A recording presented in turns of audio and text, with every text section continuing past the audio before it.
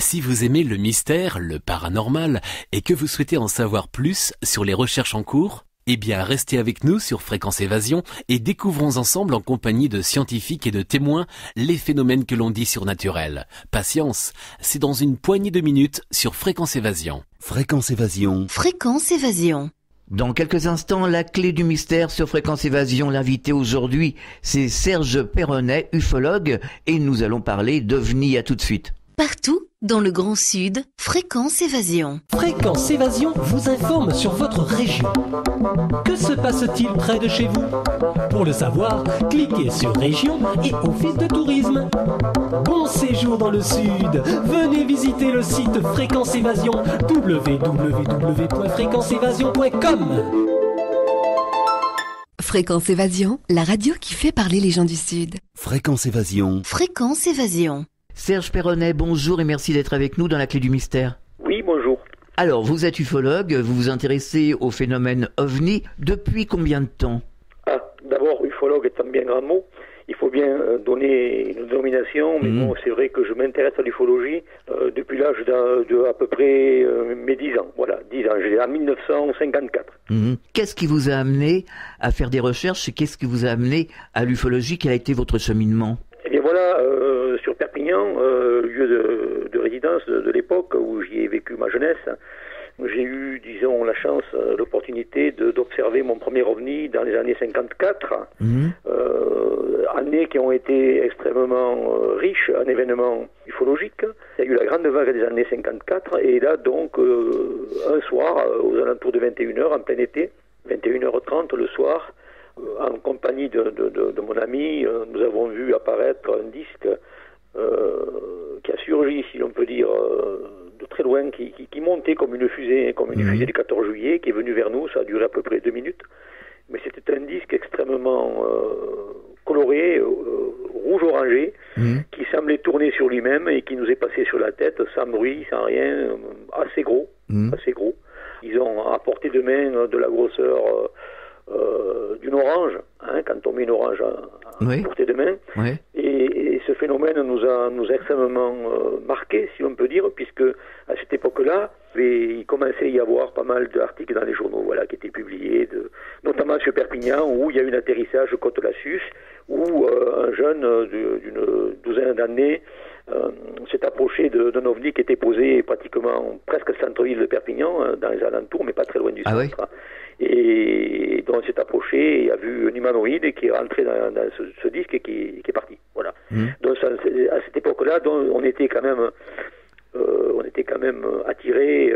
Je suivais en tout cas moi personnellement ce genre d'actualité. D'une part parce que je lisais beaucoup déjà. J'avais 10 ans, mais je lisais beaucoup. Je m'intéressais même à Science et Vie à l'époque, à 10 ans. Donc il y avait Science et Vie, il y avait Science à venir, c'est ce qui est sorti après. Et je m'intéressais beaucoup au mystère des étoiles, à la Voie lactée. On prenait le frais, vous savez, avec les parents, ça se faisait sur le pas de la porte et on regardait, on levait la tête et on regardait les étoiles et puis on rêvait. À la bonne époque, en tout cas. C'était la bonne époque. L'époque assez cool, décontractée, conviviale, ce qu'on a oublié aujourd'hui. Alors, je ne l'ai pas oublié, mais enfin, certains l'ont pas connu, moi je ne l'ai pas oublié. C'est sûr, on ne peut pas oublier.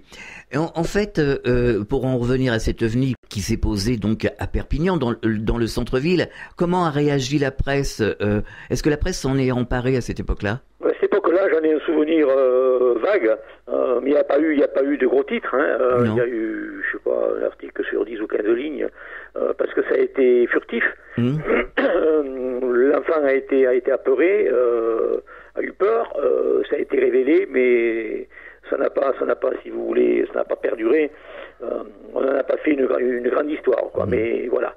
Seulement, je vous disais, c'est à partir de là que j'ai été impressionné. C'était en 54, j'avais 10 ans. À 14 ans, donc 4 ans plus tard, j'ai revu un objet métallique, toujours chez Perpignan, qui avait la forme d'une altère, une altère, qui est passée en plein après-midi avec un contrail, pas un chantrail, un contrail. À cette époque-là, si vous voulez, un contrail, des avions-réactions, il n'y en avait pas. Il y en avait très peu, il y avait des vampires, c'était le début des avions-réactions. Il n'y avait pas, si vous voulez, ce que l'on connaît aujourd'hui, toutes ces histoires de chantraille ou autre. Ouais. Et d'avoir vu cette espèce d'objet silencieux, très métallique au soleil, à 16h de l'après-midi, vous savez, Perpignan, à cette époque, les ciels étaient très lumineux, Oh oui. étaient bleus, et ça tranchait sur ce ciel bleu, et quand vous voyez deux sphères métalliques réunies par un pont, avec une traînée de contrail, un contrail derrière, c'est assez impressionnant, surtout qu'il n'y avait pas de bruit. Ouais.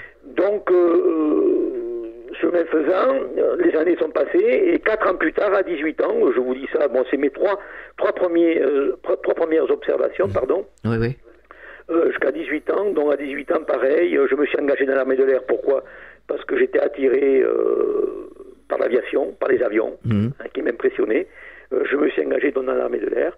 J'ai fait un petit stage de 6 mois sur la base aérienne Saint-Cyr de Nîmes, Courbesac, que vous devez connaître. Bien sûr. Et là, donc, j'ai fait mes classes. Je suis d'ailleurs sorti major de promotion et j'ai eu la joie de faire un baptême de l'air sur un Morane-Saunier avec le colonel à mes côtés pour me récompenser. Voilà.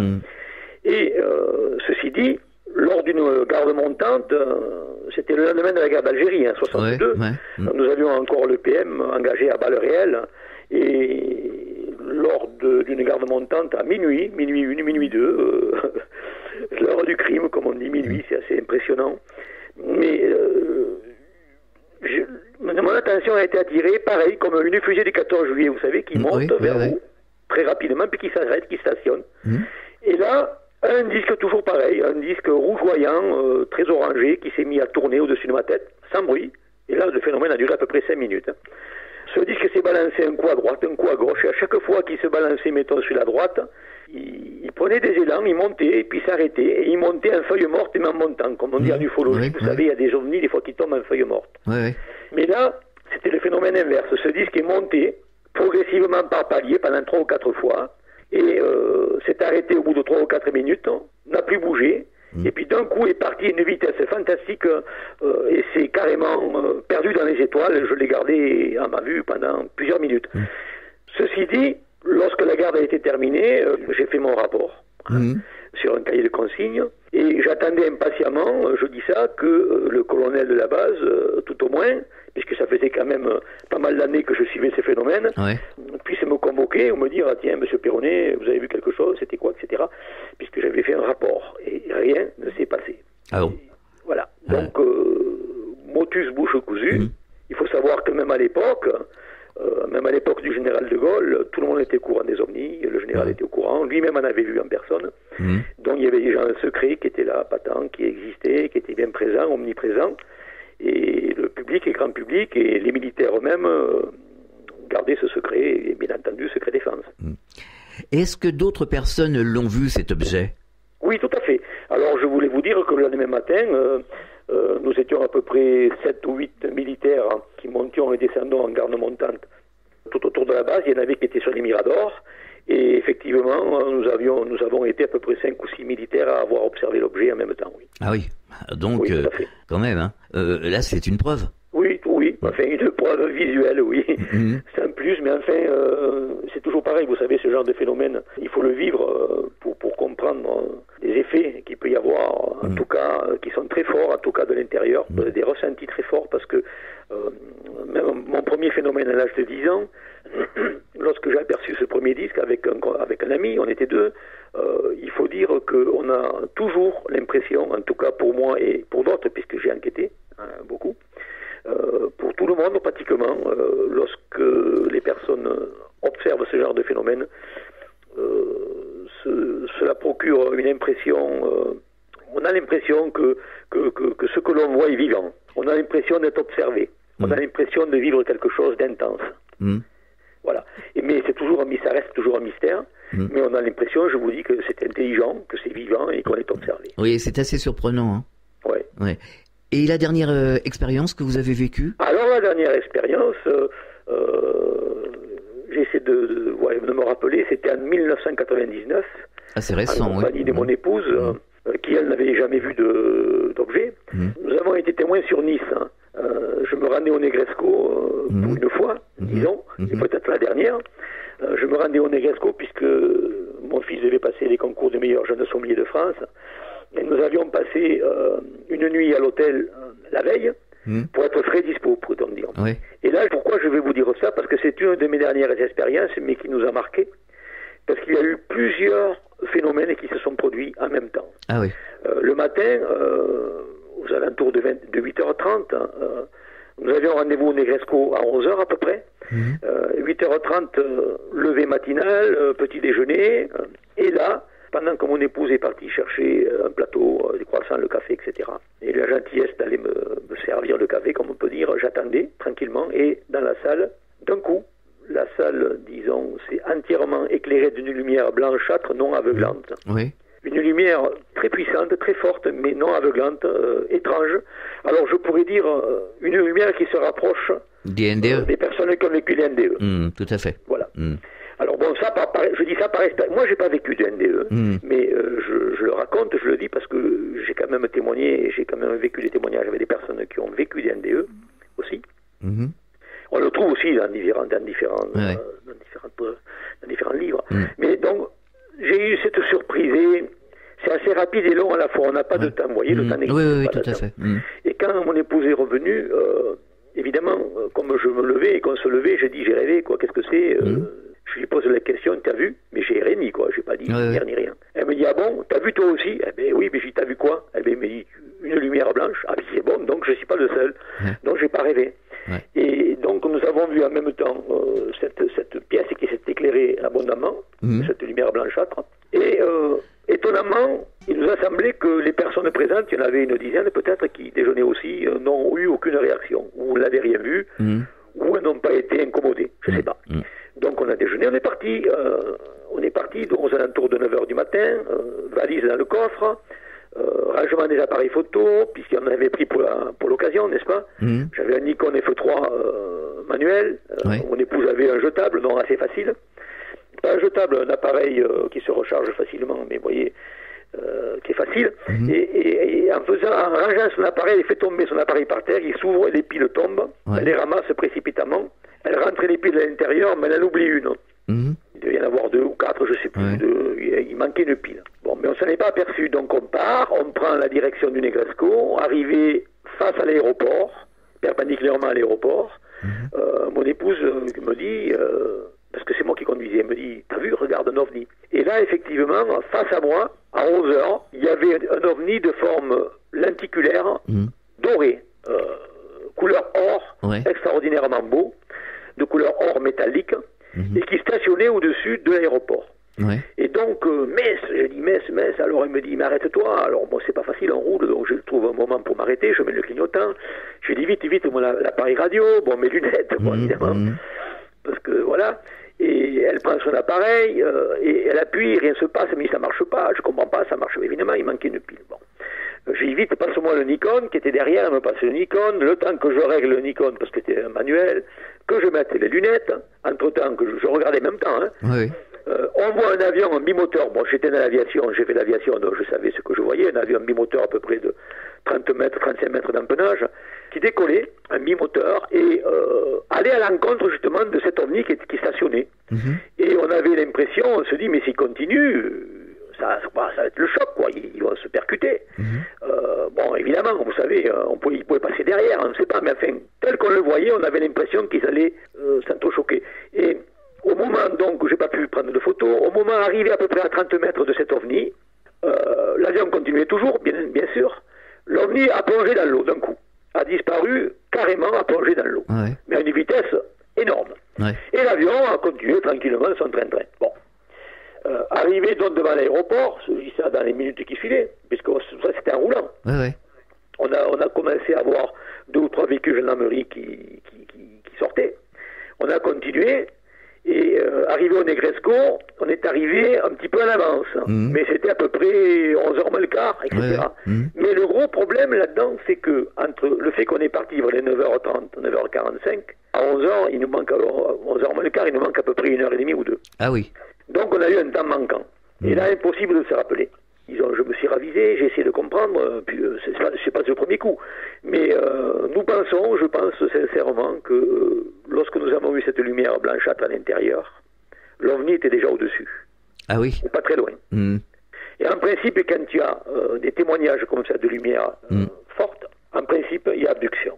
Il y a abduction. Alors, ça peut durer une seconde ou deux, mais ça peut durer 1 heure ou 2 ou 3. Ouais. Le temps, ça n'existe pas. Donc, il semblerait qu'il y ait eu abduction. Alors, est-ce que nous avons été abductés? Est-ce que d'autres personnes ont été abductées à leur insu? Je ne peux pas vous le dire. Ce qu'il y a, qu'il y a un temps manquant, c'est sûr. On marque une pause, on revient dans quelques instants. Enfin, il existe une radio dynamique et proche de ses auditeurs. C'est Fréquence Évasion, la radio du Grand Sud sur le web. Écoutez la différence. La météo en France dans notre Grand Sud. Quel temps fait-il en Midi-Pyrénées, Languedoc-Roussillon et Provence-Alpes-Côte d'Azur? Pour le savoir, cliquez sur Météo. Chaque jour, Fréquence Évasion vous offre la météo grâce à Météo France. Radio Fréquence Évasion, le son de la Côte d'Azur. C'est la clé du mystère. Nous sommes toujours en compagnie de Serge Perronnet, ufologue. Mais alors, comment peut-on faire la relation entre les ovnis? Alors déjà, il faudrait déterminer ce qu'est un ovni. Alors, si on parle des ovnis tous les boulons, ou si on parle de vaisseaux de lumière, ou si on parle de multidimensions. Vous voyez ce que je veux dire? Déjà, il faudrait dégrossir un petit peu le problème. Mais comment faire la relation entre la lumière et un ovni? Quelle est votre opinion? À mon avis, mon opinion, c'est compliqué, c'est simple à la fois. Pour moi, le phénomène ovni fonctionne de plusieurs façons. On peut très bien avoir un ovni qui se pose, qui est matériel, ou un ovni qui est immatériel. On peut avoir des hologrammes, on peut avoir des sensations, d'avoir vu quelque chose, d'avoir rêvé, etc. Nous savons, enfin nous en sommes presque sûrs maintenant que le phénomène ovni, il y a aussi des manipulations. On peut appeler ça des manipulations. On peut dire que, par exemple, un ovni peut se poser ou peut aussi imposer aux personnes qui regardent, de leur imposer, si vous voulez, une image à travers un hologramme. Ce qui s'est passé, par exemple, en 1400 et quelques, sur Nîmes, Lyon et Montpellier, où des milliers de personnes, et notamment sur Nîmes, ont vu toute la nuit comme une étoile qui était dans le ciel, et devant cette étoile, si vous voulez, il y avait des guerriers qui se battaient, des armes, du bruit d'armes, etc. Vous voyez, et cette étoile avançait. Pour les gens de l'époque, cette étoile avançait. Oui, c'était une étoile. Bon. Et pour nous, actuellement, on peut considérer que c'était un ovni qui, très certainement, envoyait un hologramme dans les airs avec des sons, Mais alors, des lumières. allons plus loin que cet hologramme. Qui enverrait un hologramme? Je dirais des intelligences.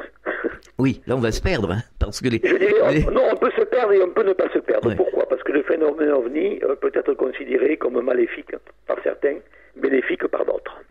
On rentre dans la dualité, on rentre dans le bien et le mal, on rentre dans le yin et le yang, dans le jour et la nuit, le feu, etc. C'est-à-dire que, de toute façon, c'est ce que je dis à certains auditeurs, bien souvent qui posent des questions, le bien et le mal, il existe là déjà autour de nous. Hein. Il existe, donc, à mon avis, bien plus chez nous qu'ailleurs. C'est certain. Pour moi, c'est une certitude.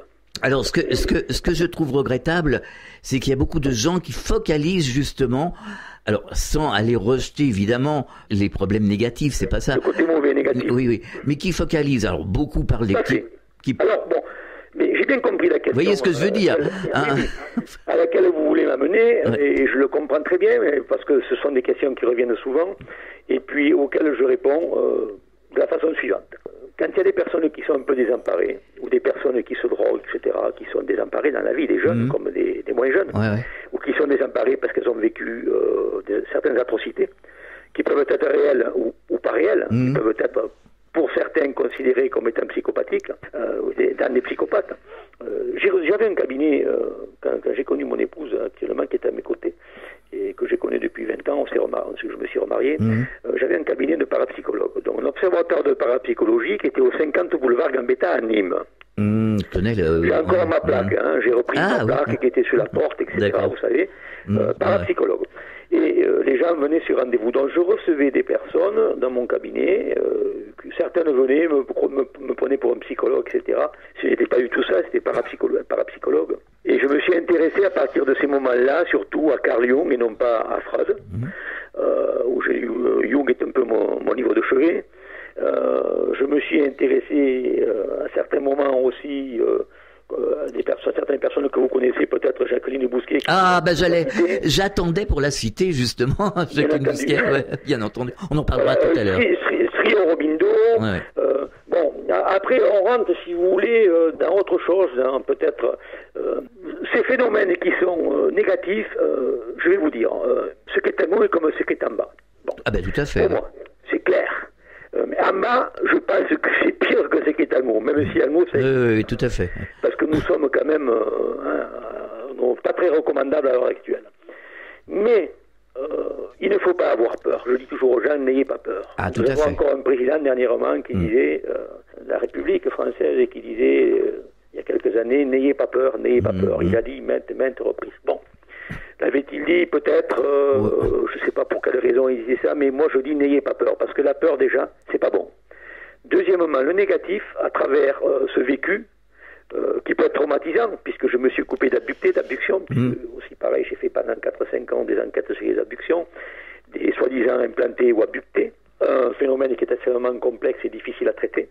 Quand on rentre là-dedans, dans ce phénomène-là, il faut faire très attention. Et ce n'est pas pour autant qu'il faut se croire habité, ensorcelé, etc., perdu, comment je vais faire, etc. Parce que, effectivement, par exemple au Brésil ou ailleurs, il y a eu des morts, il y a eu des décès, à travers des visions d'OVNI, etc., qui ont reçu des rayons, qui étaient brûlants, qui détruisaient par un cancer foudroyant ou brûlés, vous voyez, exactement pareil comme on brûle avec les micro-ondes. Et cela provenait donc d'observations d'OVNI. Mais nous, qu'est-ce que nous faisons exactement pareil, mais pire. Donc, pour se protéger, pour moi, disons, n'ayons pas de crainte. Pour se protéger, la seule façon de se protéger, c'est d'être soi-même. D'être en harmonie avec la nature. Observer autour de soi, observer la nature telle qu'elle se présente. Et être le je suis. Le paraître, enlever le paraître, enlever le mensonge, éliminer tout ça. Je ne suis pas là pour faire de la morale, mais c'est un constat que je fais. C'est un constat que j'ai fait à travers mon parcours, mon école de la vie, comme on dit. Et je me suis rendu compte que les personnes qui avaient des problèmes, dès qu'elles priaient dans leur intérieur, mais c'est pas la prière, c'est pas le Bouddha, c'est pas le christianisme, le protestantisme, ce n'est pas tout ça, ce n'est pas les musulmans, c'est une prière intérieure, c'est une prière en harmonie avec soi-même. Et si on est en harmonie avec soi-même et avec la nature, si l'amour propre, profond est révélé, il y a une protection qui se crée automatiquement. Oui, tout à fait. Alors, je suis tout à fait d'accord avec vous. D'ailleurs, pour citer Jacqueline Bousquet, puisqu'on en parlait il y a quelques instants, nous avons eu plusieurs conversations ensemble, et elle disait, de toute façon, il vous sera fait comme vous pensez. Donc, arrêtez d'avoir peur. Il y a quelque chose qui ne va pas, changez-le. Tout à fait. Voilà, changez-le dans votre pensée, dans votre manière d'être. Vous obtiendrez ce que vous pensez, tout simplement. Absolument. Parce qu'elle parlait du champ justement informationnel, le champ unitaire ultime, donc qu'on appelle dans la tradition, qu'on appelle Dieu évidemment, mais voilà, dont on fait partie, où on est connecté même en ce moment. En permanence. En permanence. Et donc on est maître de sa vie. À un moment donné, il faut... Absolument. Voilà, il faut dire non. Je préfère la lumière à l'obscurité, et vous aurez la lumière. On est d'accord. C'est très simple, c'est pas compliqué, c'est très très simple. C'est très simple. On peut parler de certaines choses sans pour autant se gargariser avec, ou alors commencer à fantasmer, ou à commencer à trembler. Absolument. Et parce que je vais même, si vous voulez, un petit peu changer le sujet des ovnis, passer. Quand j'étais sur Nîmes, j'ai vécu des choses extraordinaires. Vous savez, on a des époques comme ça, des moments qui changent. C'est vrai. Dans notre vie à 50 ans, puis aussi la numérologie, l'astrologie, l'astronomie. Ce sont des choses qui me passionnent. Mais la numérologie, comme les prénoms, tout ça, il y a des incidences, les astres. Il y a des traditions, comme on dit, mais traditionnellement parlant, il y a quand même les anciens, quand il y a ces traditions qui sont là, elles ont été constatées, ce sont des constats. Bon, eh bien, je veux dire par là, à travers, si vous voulez, votre état, du moment, le je suis, ce que vous êtes, votre volonté qui est créatrice. J'ai vécu à Nîmes des expériences fortes, puisque depuis les années 90, j'ai découvert que j'étais capable de soulager des maux, uniquement par l'approche de personnes en posant mes mains, instinctivement, dans les endroits qui me guidaient, sur des personnes qui venaient de tomber, ou accidentées ou autres, qui se relevaient, qui, à la limite, je dirais, lève-toi et marche, qui avaient des guérisons spontanées. Ouais. Et ça m'a énormément énormément, je dirais, surpris. Et j'arrivais pas à comprendre ce qui m'arrivait. Sinon que je peux vous dire très rapidement, par exemple, ma première intervention à Nîmes, au Jardin de la Fontaine, que vous devez connaître. Absolument. Il y avait des Arlésiennes, il y avait une fête, il y avait à peu près 1 millier de personnes qui étaient rassemblées au Jardin de la Fontaine avec une estrade. Les danseuses, vous savez, avec des Arlésiennes qui arrivaient tour à tour pour faire leur danse avec les fanfrins, les tambourins, etc. Et devant le temple de Diane, moi où j'allais souvent, à Tourmagne, où je me promenais, où j'allais méditer, je m'émerveillais pour la première fois devant ces danseurs et cette musique qui me rappelait un peu la musique celte, la musique, vous voyez. Oui. Bon, alors je baignais un petit peu dans mon rêve. Et là, une danseuse, des dernières danseuses qui a monté la marche pour aller sur le podium, s'est fait énormément mal aux pieds. À mon avis, une rupture de ligament. Elle est tombée par terre avec un cri, en criant, et puis on l'a pris, on l'a transporté sur le côté immédiatement, et on a arrêté la musique. Et là, bon, ça fait un froid, puis voilà, mon rêve s'est brisé. Ça m'a ennuyé quelque part. Et quand j'ai vu que cette personne est transportée, qui criait, qui pleurait, j'ai écarté les personnes, mais je sais même plus, je m'y vois encore, sans savoir ce que j'allais faire. Tout le monde me laissait passer, bien évidemment, pensant que j'étais peut-être médecin, je sais pas. Je suis arrivé à ses pieds, elle m'a regardé, je lui ai donné son prénom, elle m'a donné son prénom, les gens m'ont laissé faire. J'ai posé ma main sur sa cheville, et dans les 5 ou 6 secondes, elle n'a plus rien eu. Elle pleurait, elle s'est arrêtée de pleurer, elle m'a regardé, elle s'est mise à sourire, elle me dit « Qu'est-ce que vous m'avez fait ?» Mais alors, comme je ne savais pas ce que j'avais fait, je lui ai dit « Je sais pas, rien, vous avez plus mal, c'est bien. » Et puis, bon, je me suis retiré, j'étais très gêné. Elle est repartie danser dans la foulée, immédiatement. Et tout s'est remis en route. C'est incroyable. J'ai regardé ma place et j'étais dans mon bonheur de nouveau, voilà, du rêve. Et quand tout s'est terminé, pour aller plus vite, la doyenne des Arlésiennes est venue me voir. Monsieur, bonjour monsieur, c'est vous qui avez... J'ai dit oui. Il me dit, mais comment vous faites quoi? Vous soignez? Je sais pas, je fais rien de spécial. Elle me dit, mais comment vous avez fait, etc. Et pourquoi? Comment vous faites? Alors moi je demande là-haut, je m'adresse à là-haut dans mon intérieur, je me dis, mais je suis piégé. Qu'est-ce que je vais répondre? Et on me dit, aimez-vous les uns les autres. Ah oui, tout simplement. Et je regarde cette personne, que j'avais 50 ans, qu'elle avait 75 à peu près, avec des lunettes, je la vois encore, et son chignon, et son bonnet, vous savez, comme avec sa robe. Je la regarde, je l'embrasse sur les 2 joues, je lui dis, aimez-vous les uns les autres. Elle était sidérée, et moi aussi. Elle m'a demandé mon adresse, mon numéro, je le lui ai donné, on est parti, on s'est quitté, on s'est plus revu. Ça a été la première fois d'une des expériences qui ont été les plus fortes et qui m'ont suivi et qui continuent de me suivre actuellement, que je continue, si vous voulez, ce travail ponctuellement, c'est tout. Ponctuellement, je n'ai pas, vous voyez, je reçois personne, je fais payer personne, je n'ai jamais rien fait payer. Je fais tout ça ponctuellement, gratuitement, quand ça se présente et sans forcer personne.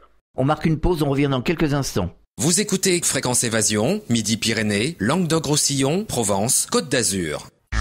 Votre soirée télé sur les 6 chaînes et la TNT. Qu'allez-vous regarder ce soir? Pour en savoir plus, cliquez sur Programme TV. Fréquence Évasion vous propose le programme de votre soirée grâce à programme-télé.org. Bonne soirée à la télé ou sur Fréquence Évasion. Radio Fréquence Évasion, Principauté de Monaco, Grand Sud. C'est la clé du mystère. Nous sommes toujours en compagnie de Serge Perronnet, ufologue. Alors, pour en revenir à notre phénomène OVNI, à votre avis, est-ce que les gouvernements sont vraiment au courant? Ont-ils eu des contacts avec des extraterrestres d'une façon ou d'une autre? Parce qu'on entend tout et son contraire. Il y en a qui passent leur temps à noyer le poisson. On n'arrive pas vraiment... On a une idée, bien entendu. On va dire oui. Mais finalement, quelque part, on arrive toujours dans une voie sans issue. Les voies sans issue, on peut le comprendre parce que ce phénomène... si vous voulez, est mondial. Ce phénomène est mondial. Tous les gouvernements, tous, absolument tous, sont au courant. Tous. Du petit gouvernement aux Américains, Russes, etc. Tout le monde est au courant. Les Français, l'Europe, enfin bon. Tous les chefs d'État sont au courant. Toutes les armées sont au courant. Maintenant, est-ce qu'il y a eu un contact? Je ne le sais pas. Je suppose qu'il y en a eu un et qu'il y en a un. Et ça reste bien évidemment un secret défense. Et ça reste un des plus grands secrets.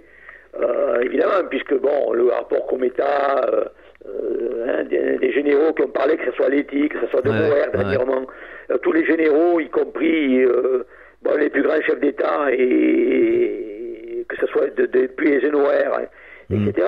Donc tous ces gens-là, Kennedy, qui a été d'ailleurs très certainement assassiné pour des raisons que l'on connaît, bon, tout le monde est au courant. Et personne, en tout cas moi j'ai côtoyé des autorités militaires de très près, et aucune de ces autorités, bon, puisque je vous dis j'étais aussi dans l'armée, et dans l'armée j'en ai vu d'autres, des phénomènes, donc aucune de ces autorités ne sait qui sont ces intelligences, ne savent pas répondre à cette question.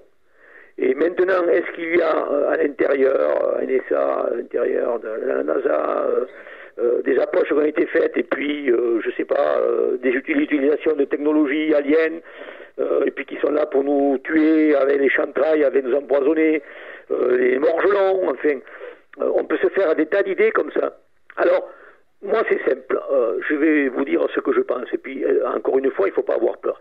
Je pense que tout le monde est responsable et personne ne l'est. Quelque chef que ce soit d'État ou militaire, qui agit peut-être pour l'ordre pour eux, ou avec des ordres qu'on leur donne, pensant pouvoir peut-être faire le bien, certainement pas le mal, ou à la guerre quand on y va, bon, ben, ceux qui vont à la guerre vont pour défendre l'autre, mais pour eux ils font pas de mal. Mais je veux dire, tous ces gens-là, à mon avis, comment je pourrais dire ça, ne sont pas maîtres d'eux-mêmes. Disons que je pense qu'il y a beaucoup plus de psychopathes à l'extérieur que dans les asiles psychiatriques. Ah oui, on est nombreux à le penser en tout cas, oui, c'est sûr. Voilà, schizophrénie, paranoïa, etc. Il y en a beaucoup plus dehors que dedans, ça je peux vous le dire, et pas au niveau que l'on croit, des grands niveaux, même des hauts niveaux. Et pourquoi ? Parce que depuis la nuit des temps, on a toujours fait de l'exorcisme. Nous, quand on prend la religion catholique, autorisée par le Vatican, bien entendu, quand j'étais sur Gambetta, mon épouse peut témoigner, j'ai pratiqué de l'exorcisme. C'était à tort ou à raison, je l'ai fait. J'ai même rencontré, je vous dis, l'ancien évêque de Nîmes, Monseigneur Cadillac, qui m'a embrassé lui aussi sur les deux joues, devant tout le monde. C'est pas moi qui ai embrassé sa bague. C'est lui qui m'a dit, mon fils, la foi te sauvera. Je lui ai expliqué ce qui se passait, ce que je faisais. Parce que j'étais mal dans ma peau, parce qu'on me disait t'es un sorcier, parce qu'on me disait, etc. Vous comprenez. Bon. Eh bien, voilà, je veux dire par là que, arrivé au stade où on en est, je reste persuadé que rien n'est plus facile pour une race, quelle qu'elle soit, bonne ou mauvaise, qui a envie de s'approprier la Terre ou une planète, comme nous on est des colonisateurs. Rien n'est plus facile pour eux que d'occuper l'intérieur d'un corps. De là, une double, triple personnalité, multipersonnalité, des gens qui d'un seul coup se mettent à changer. On dit j'ai entendu une voix, c'est pas moi, etc. Ou changent complètement de comportement. Et qui, on peut s'apercevoir, comme je me suis aperçu, une fois pris en main, sans drogue, sans rien, peuvent très bien être débarrassés de ces soi-disant fantômes ou esprits qui pourraient les hanter. Et donc, si tel est le cas, que ce soit des chantrailles ou autres, il est tout à fait normal à ce moment-là que des gens agissent avec leur double ou triple personnalité, sans se rendre compte de ce qu'ils font, parce qu'ils sont habités. Oui, alors, donc, vous parlez d'influence mentale, mais alors, justement, certains qui sont au gouvernement, c'est pas n'importe qui est au gouvernement, on les choisit quand même quelque part. Hein. Donc, voilà, c'est ça. Mais écoutez-moi, mettez-vous à la place, sans faire de transfert, à la place de quelqu'un qui veut coloniser une planète ou s'installer ailleurs. Ces gens-là, ces intelligences, je dirais, ces êtres, quels qu'ils soient, de différentes formes, ont quand même une intelligence, une avancée technologique quand même, qui est quand même supérieure à la nôtre, parce qu'on ne peut pas les attraper, ils nous fuient, etc. C'est très ennuyeux pour nos gouvernements et pour nos militaires. Croyez-moi, ça, ils ne sont pas contents. Mais voilà, je veux dire que la seule façon pour occuper la planète, à notre insu, et peut-être pour leur bien, qui pour nous peut être du mal, la seule façon sera d'occuper un corps. Oui, alors... Et ce corps qui va être occupé, aussi bien en bien ou en mal, qui que ce soit, je reviens à ce que nous disions au début, si vous êtes le je suis, si vous êtes vous-même, et que vous êtes, comment je dirais, que vous exprimez l'amour inconditionnel au fond de vous-même, cette empathie, cette communion avec l'univers, avec le tout, eh bien vous allez automatiquement vibrer à une fréquence plus haute, qui va systématiquement vous blinder. Tout à fait. Alors c'est ce qu'on disait avec Jacqueline Bousquet, si vous êtes positif, vous pensez positivement, il ne peut rien vous arriver. Et ça c'est la vérité. Absolument. Moi, je l'ai constaté. J'ai constaté que je donne pas de crédit à tout ce qui est sombre, à tout ce qui est un peu comme ça, taciturne. Oui. Je ne m'en occupe pas. Eh ben, ça ne m'atteint pas. Hein. Je ne suis pas atteint. Absolument. Mais peut-être, je dirais même quand on se réfère à la méthode du docteur Coué. Voyez, oui, positive, etc. Bon, indirectement, cette méthode qui est basique reflète, si vous voulez, la pensée créatrice. Oui, mais alors, je mettrai un petit bémol quand même par rapport à la méthode Coué. Il faut être, quand on dit je suis positif, il faut vraiment l'être, il faut vraiment vivre. Oui, il faut l'être au fond de soi, au fond du cœur. Oui. Voilà, il faut vraiment vivre les choses. Quand je veux le soleil, quoi. Je le veux. Il faut pas être une bigote comme ceux qui sont catholiques. Tout à fait. Je suis chrétien, je suis devenu agnostique. Mais enfin, je crois en tout. Je crois en quelque chose, de très puissant et je crois surtout en moi-même.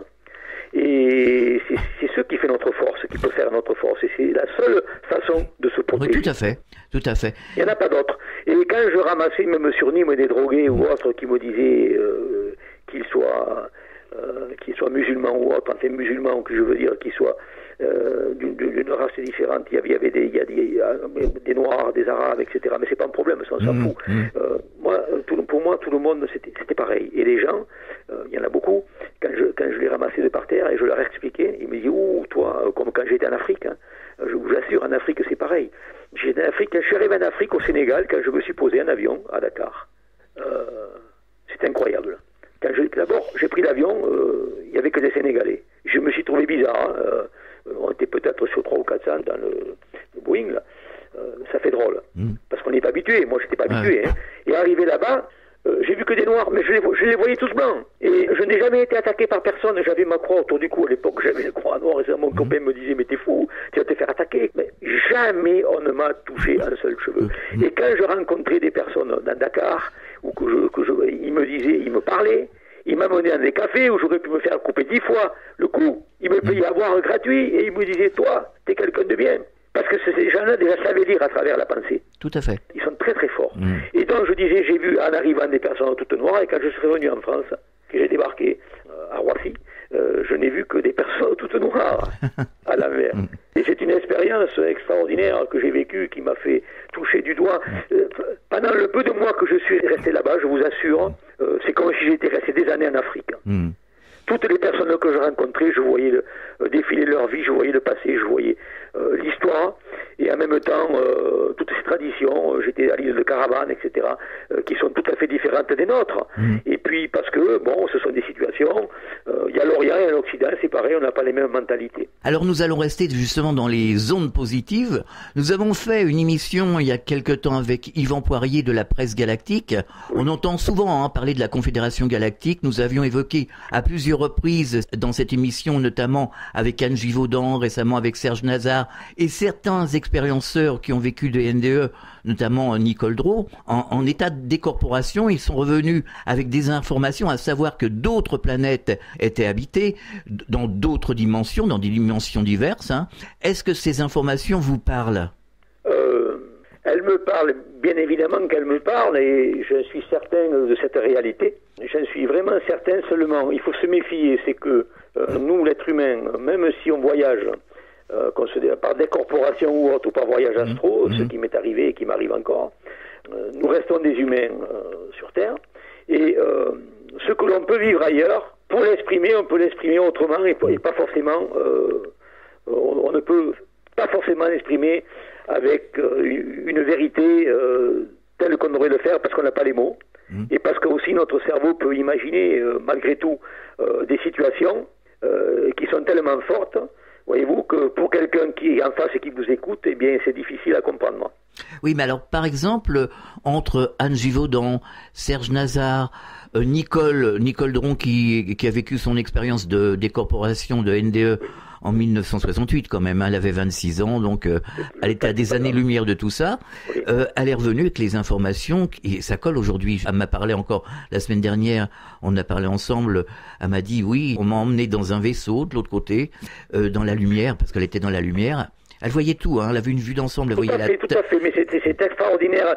Moi, j'ai vécu ce genre de situation, mais pas en abducté. Je ne le raconte pas de cette façon-là. Je l'ai vécu, si vous voulez, en état de méditation. Oui. J'arrive encore à pouvoir, si vous voulez, pas simultanément tout le temps, je maîtrise pas tout, mais ce genre de situation, si vous voulez, est extraordinairement enrichissante. Et vous fait automatiquement changer d'optique. Vous voyez déjà la vie autrement. Voilà. En plus, je peux vous dire une chose, c'est que mon épouse et moi-même, nous en sommes arrivés à pouvoir, je dirais malheureusement, presque à un état christique, si on peut appeler ça. On vit des événements douloureux de l'entourage à tout moment quand on se déplace, et on peut même à la limite voir ce qui va se passer pour la personne qu'on en a en face ou proche. On peut voir son passé, ses projections, ses malheurs, ses accidents ou sa mort. Et c'est pas très agréable. Je me doute. C'est même très très fatigant. On marque une pause, on revient dans quelques instants. Fréquence Évasion, Midi-Pyrénées, Languedoc-Roussillon, Provence-Alpes-Côte d'Azur. Fréquence Évasion, info, interview et détente. Fréquence Évasion vous donne la possibilité de dialoguer sur l'un des 3 forums. Paranormal, région et musique. Venez dialoguer sur les forums Fréquence Évasion. Cliquez sur Forum. Bon surf sur le site de Fréquence Évasion, www.fréquenceévasion.com. De Menton à Toulouse, Radio Fréquence Évasion, le soleil du Grand Sud. C'est la clé du mystère, c'est la dernière partie. Nous sommes toujours en compagnie de Serge Perronnet, ufologue. Pour en revenir justement à ces décorporations, Nicole, elle n'a pas été abductée, elle a fait un arrêt cardiaque dans un bloc opératoire, donc elle est sortie de son corps. Elle a vu tout ce qui se passait dans la salle d'opération. Après, elle a vu. J'étais déjà sur place, oui. Voilà, elle a vu le tunnel. Enfin bon, mais elle est revenue avec des preuves et puis en plus, elle est revenue avec des informations qu'elle ne connaissait pas, comme les autres. Hein. Il n'y a pas que Nicole et d'autres expérienceurs de NDE. J'ai compris, qui s'est vérifié actuellement. Ah bah oui, qui sont vérifiés. Tout à fait, c'est normal. Et même des choses. Par exemple, moi, je me souviens d'une histoire. Il y avait une fille, sa mère lui avait caché le décès de sa petite sœur. Enfin bon, elle vivait à l'étranger et elle a fait une NDE dans un accident et puis elle a vu sa petite sœur de l'autre côté et elle lui a dit je suis morte, et quand elle est revenue, elle a appelé sa mère, elle lui a dit mais dis donc ah non en fait elle savait pas qu'elle avait une sœur. Et cette sœur, elle lui avait caché l'existence, mais elle était morte juste avant sa naissance. Et elle l'a appris de l'autre côté. Elle lui a dit oui c'est vrai, je t'ai pas dit, mais tu avais une sœur qui est décédée juste avant ta naissance. Je comprends. Ouais. Mais vous savez, on peut expliquer aussi ce genre de situation. On peut expliquer le pourquoi du comment ça fonctionne. Vous avez entendu parler de Wing Lu? Peut-être pas. Wing Lu, Jacqueline Bousquet le connaissait. Et moi, je l'ai connu sur Montpellier. C'était un pharmacien qui était sur Montpellier, dont sa femme a travaillé sur la mémoire de l'eau. Donc, qui était benveniste derrière, qui s'est approprié, enfin, disons, qui a travaillé sur la mémoire de l'eau. En fait, n'est pas le précurseur. Le précurseur, c'était Wing Lu, et qui déjà était connu de Jacqueline Bousquet à l'époque. Ouais. Et on sait que le principal rôle de ces comment je dirais, de ce qui peut se passer lorsque l'on sort du corps, ou lorsqu'on voyage ou on va ailleurs, on peut aussi ramener, il y a la mémoire d'eau, il y a notre mémoire, qui est influencée par les EM, par les ondes électromagnétiques. Et là, donc, chaque molécule, si vous voulez, de cette mémoire qui est ancrée à travers des fréquences, suivant comment vous vibrez, vous pouvez voyager dans le temps, dans le passé comme dans le futur. Donc vous allez très bien pouvoir vous promener, aussi bien dans le passé que dans le futur, et ramener des faits réels, existants ou qui ont existé. Et c'est là, alors après on peut mélanger, si vous voulez, un passé avec un futur, et c'est pour ça que dans le futur, quand des personnes reviennent, et qui ont fait des NDE ou autres, peuvent raconter des faits qui, 20 ou 30 ans après, se révèlent existants. Oui, mais là, il y a eu des dialogues quand même avec les personnes décédées. C'est-à-dire que d'autre côté, ils ont rencontré des personnes décédées, il y a eu des dialogues. Oui, si vous passez dans le temps, si vous passez dans le passé, vous rompez le temps, il est rompu à travers la fréquence. Vous avez des fréquences, vous partez. Moi, mon épouse, dernièrement, a eu une rencontre avec... elle était allongée, tranquillement, elle pensait à rien du tout. Et puis elle a eu une voix qui s'est manifestée à elle, et qui était extraordinairement belle, pleine d'amour, qui lui a dit, la paix reviendra, la voile. Elle me dit, il y avait une musique extraordinaire, enfin, c'était sur un ton.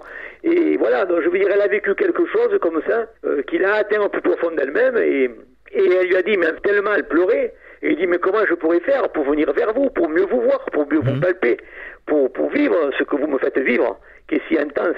Et cette voix lui a répondu, c'est pas compliqué, c'est comme une radio, c'est une fréquence. Ah bah tout à fait, toutes les fréquences. Non mais alors elle connaît rien, moi. Mon épouse, la radio ni rien, fréquence. Cette voix lui a dit, c'est comme une radio, vous tournez un bouton, et ben c'est une fréquence, c'est comme ça que ça fonctionne. Bah, toutes les fréquences.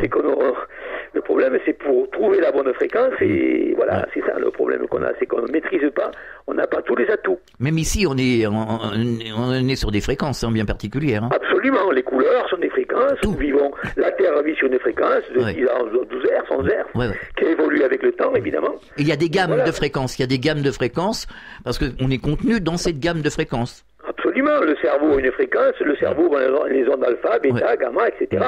C'est ce que je disais avec, par exemple, le téléphone portable, toutes les 4G, etc., qui sont néfastes à la santé, les micro-ondes qui sont néfastes à la santé, et des ondes qui émettent qui sont d'une fréquence extrêmement nuisible et qui peuvent avoir des conséquences. On a fait des émissions là-dessus. Des humains, des animaux et des végétaux. Oui, tout à fait. On a fait plusieurs émissions justement sur les dangers des portables, des Wi-Fi, etc., etc. Mais à plus, là aussi, il y a des preuves, évidemment. Mais bon, les preuves, il y a des lobbies. Et moi, vous savez, pendant un an, sur Rosite, j'ai lutté à la préfecture de Rodez et tout, avec les renseignements généraux. On a mis une antenne par terre qui a j'ai pu se dresser. Hein. Une antenne. Bon, on peut se retrouver sur Internet, vous tapez Google, antenne, Rosite, vous verrez. J'ai été interviewé, j'étais le porte-parole, bon, parce qu'il en fallait un. Le préfet, je l'ai rencontré 2 ou 3 fois, etc. J'ai même publié une lettre de 4 ou 5 pages qui était du contre-amiral Pinon sur les ovnis. Qui expliquait comment se passait. On la retrouve, la lettre du général Pinon, la lettre ouverte, au président de la République. Avec l'autorisation de M. Claude Lavatte, qui détient un document de l'amiral Claude Pinon, je me suis servi de ce courrier pour faire, comment je dirais, prendre conscience à nos politiques de la dangerosité des ondes. Alors, il nous reste 5 minutes, Serge Perronnet. On va le consacrer au crop circle. Donc, on a fait plusieurs émissions, plusieurs interventions sur le phénomène des crop circles. Je vous dis franchement, tout le monde dit bon, c'est d'origine extraterrestre. Hein, aujourd'hui, on n'a pas vraiment beaucoup de doutes. Quelle est votre opinion justement, votre ressenti sur les crop circles? J'ai 2 réponses là-dessus. Une, c'est extraterrestre, et l'autre, ça ne l'est pas. C'est toujours pareil, parce qu'un phénomène qui est réel, qui dérange, on va avoir toujours les services secrets, etc., qui vont s'en emparer et qui vont désinformer. Et qui vont se servir, par l'occasion, de technologies qu'on leur a apportées ou qu'ils ont découvertes au fur et à mesure. Parce que je dirais qu'un savant, qu'il soit Einstein ou autre, ou quelqu'un qui a écrit E égale MC2, ou Tesla, etc., ces personnes-là sont, je dirais, pour moi, sont inspirées. Et on est inspiré par des maîtres. Et cette inspiration, eh bien, on la crée, on se croit, on est dans notre ego, on se dit ça y est, j'ai trouvé ça, cette formule et tout, on évolue. Mais on évolue, on est inspiré. Et les crop circles, on serait donc d'origine extraterrestre pour nous faire prendre conscience de la situation, de ce qu'on est, où on va, etc., et nous donner des informations pour notre futur, ou pas. Et à côté de ça, vous pouvez très bien avoir l'armée qui, elle, à travers un satellite, peut très bien se servir d'un logiciel et qui envoie des rayons tels qu'on les connaît, avec les fréquences qu'il faut pour faire un dessin dans un champ. Voilà, donc je pense, moi, qu'il y a beaucoup de crop circles d'origine extraterrestre et quelques-uns qui sont là pour tromper. Sauf qu'il y a quelques années, il y avait des crop circles et on n'avait pas de logiciel. Non, mais il y a quelques années, les tontons plancheurs sont décédés depuis le temps, ils étaient 2. Mais ça se voyait. Ils n'ont pas eu le temps de faire des crop circles partout. Ah ouais, non, et puis avec les planches, ça se voit.